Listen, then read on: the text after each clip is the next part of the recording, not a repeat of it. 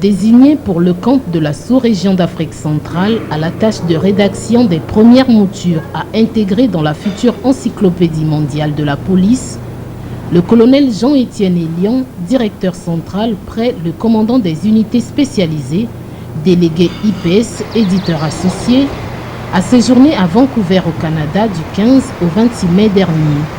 Ceci pour prendre part à la 11e réunion de l'International Police Executive Symposium ou IPS en sigle. Participation intervenue à la suite des audiences accordées par les autorités de police de Luanda en Angola et de Libreville au Gabon sous le parrainage de l'IPS. Arrivé à Vancouver, le colonel Jean-Étienne Elion a rendu compte aux Assises du Canada des conclusions des rencontres de Luanda et de Libreville.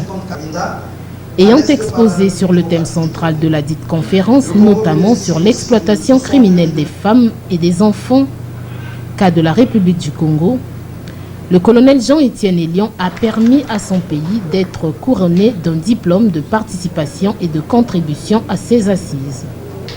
Le professeur Dilip K. Das, président fondateur de l'IPS, éditeur en chef de l'Encyclopédie mondiale de police, a eu des mots pour féliciter cet officier supérieur de la police congolaise.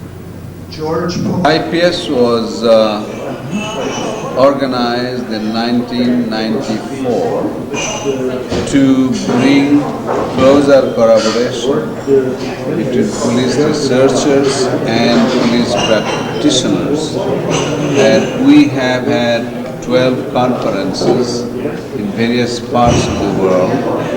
Each conference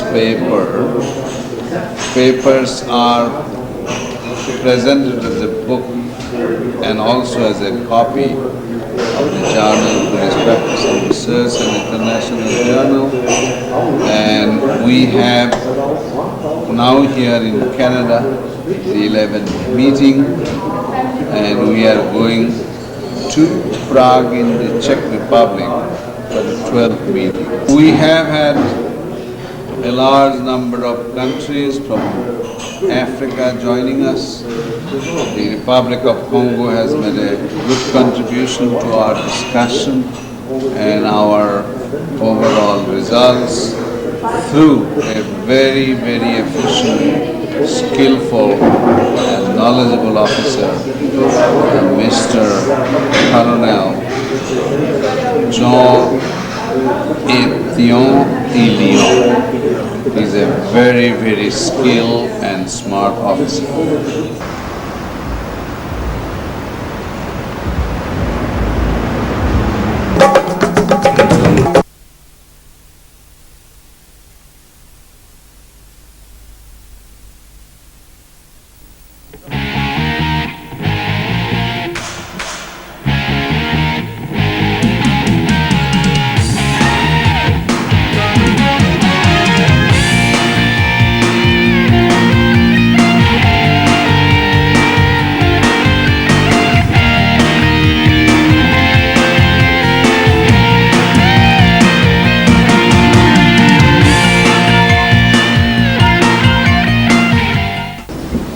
Après les fructueuses étapes de Libreville et de Luanda, où j'ai été rencontré pour le compte cumulé de l'État congolais et de l'International Police Executive Symposium, IPS en sigle, les décideurs de ces pays frères en matière de sécurité et de police, oui, je me suis rendu à Vancouver, au Canada, en vue de faire rapport à la conférence des conclusions ainsi engrangées. Vancouver se trouve situé dans la partie orientale du Canada, le côté communément appelé British, et elle est donc la capitale de la Colombie-Britannique, véritable mégapole des affaires et du cinéma. Vancouver se trouve situé sensiblement à vol d'oiseau à près de 11 heures de la ville de Paris en France.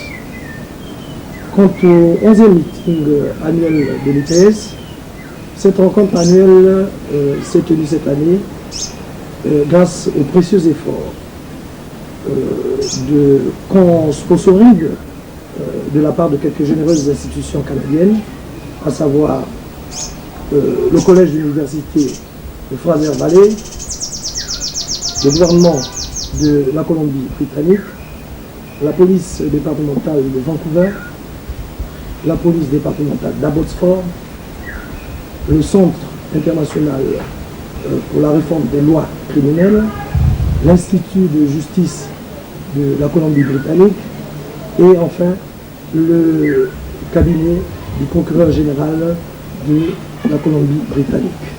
Voilà, comme je l'indiquais, les quelques généreuses institutions canadiennes qui ont permis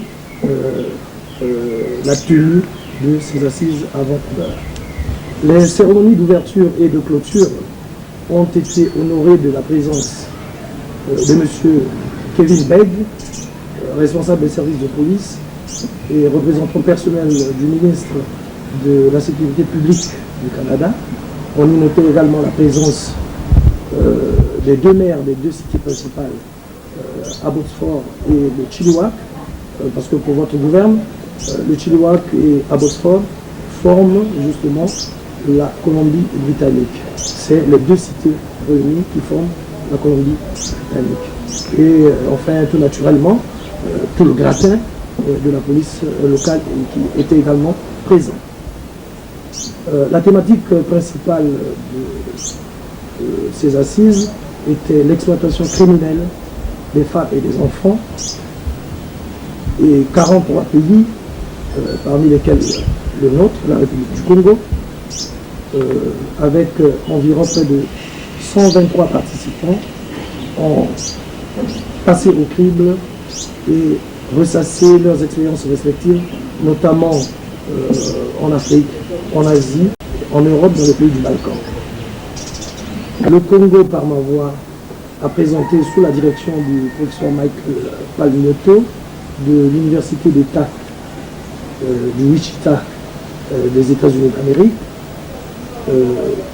le document qui présentait la situation du Congo, lequel document fixe la nature et l'étendue du phénomène de l'exploitation criminelle des femmes et des enfants en République du Congo, naturellement, et identifie les causes génératrices et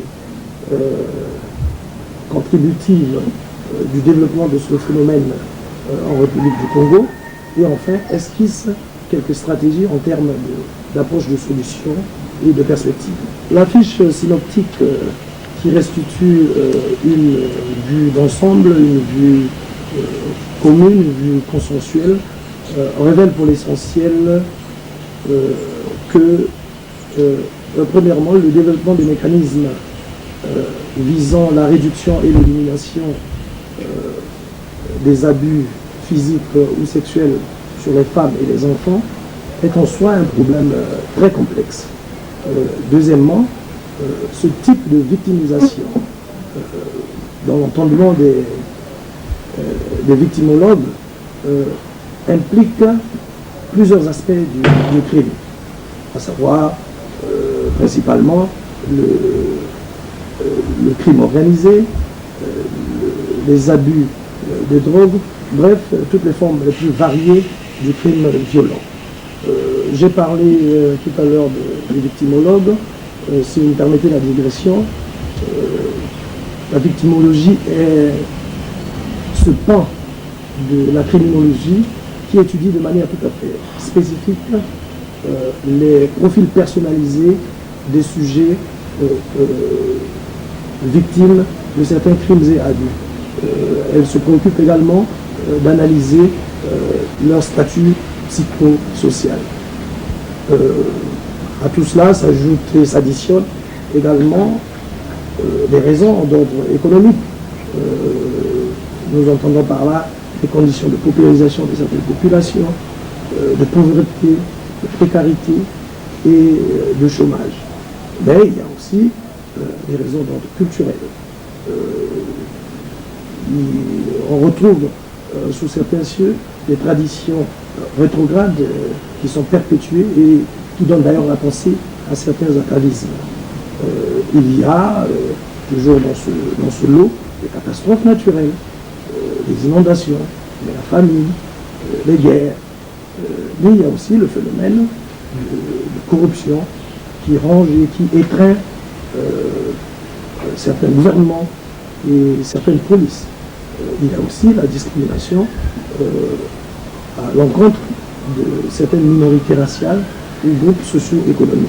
D'où les recommandations faites par le 11e meeting annuel de l'IPS à Vancouver, à travers sa résolution qui soutient d'emblée toutes les conventions, tous les protocoles ratifiés par les Nations Unies et qui proscrivent l'organisation transnationale du crime, qui proscrivent également le trafic des êtres humains. La participation à ce 11e meeting faite dans son entièreté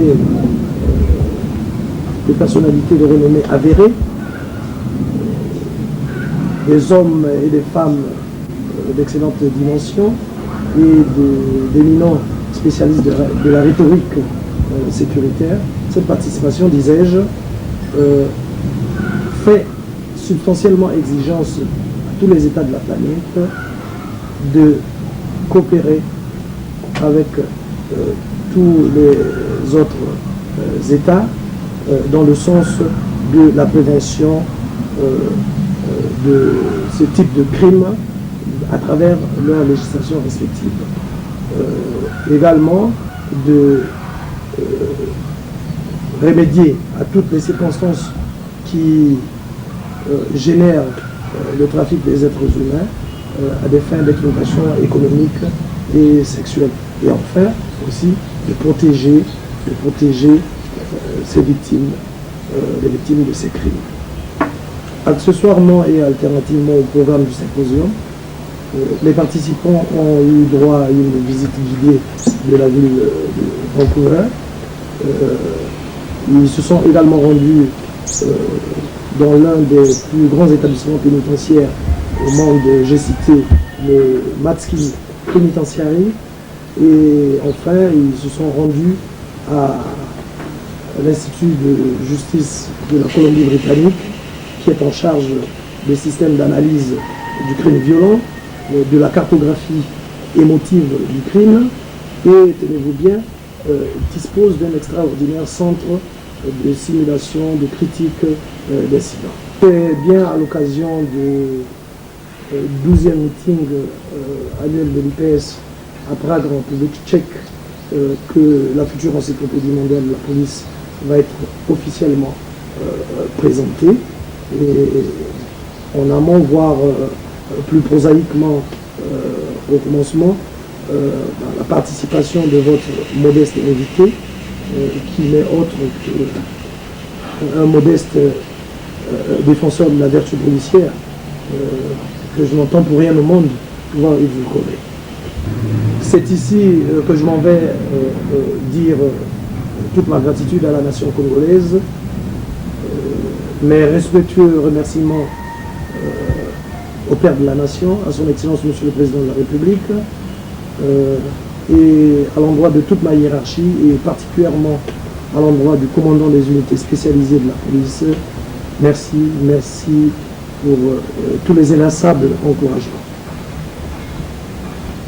Voilà cette espèce de concentré pour le moins composite qui intègre un maximum d'éléments d'information se rapportant à la tenue à Vancouver de ce 11e meeting annuel. Et comme le sage, à l'instar de l'économiste, trop de priorité tue la vraie priorité.